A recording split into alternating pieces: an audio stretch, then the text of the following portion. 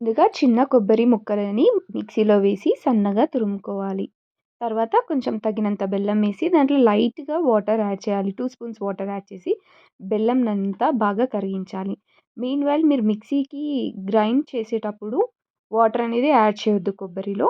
ఆ తర్వాత ఈ బెల్లం పాకంలో మనం కొంచెం ఇలాచీ పౌడర్ అనేది యాడ్ చేసుకోవాలి. కొంచెం నెయ్యి కూడా యాడ్ చేసుకోవాలి ఫ్లేవర్ కోసం.